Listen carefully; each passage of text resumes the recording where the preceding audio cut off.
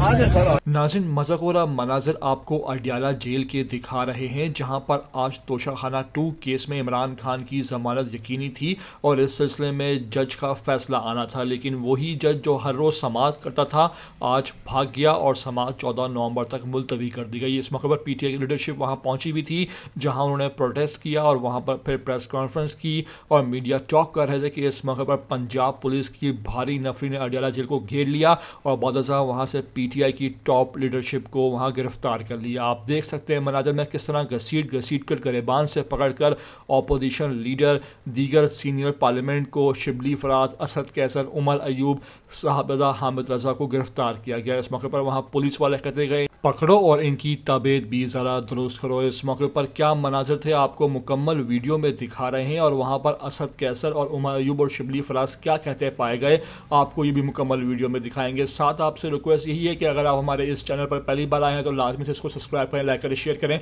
और कमेंट करके हमें अपनी कीमती राय से लाजमी आगाह भी किया करें।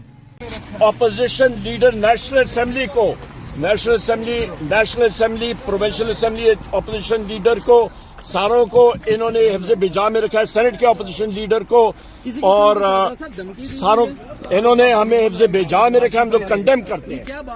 साहब क्या क्यों गिरफ्तार किया गया? हमें बंद कर दिया। हम खान साहब से मिलने आए थे प्रोग्राम के मुताबिक, न कोई हमने, आप सब लोग देख रहे थे कि हमने कोई हमने एग्रेशन दिखाई न कुछ। हमने कहा हम वापस जा रहे हैं, अगर नहीं मुलाकात कराते हम वापस जा रहे हैं। तो हम जो है तो वापस जाने लगे तो उन्होंने हमारी गाड़ियों पे वो किया, हमारी गाड़ियों में कसा।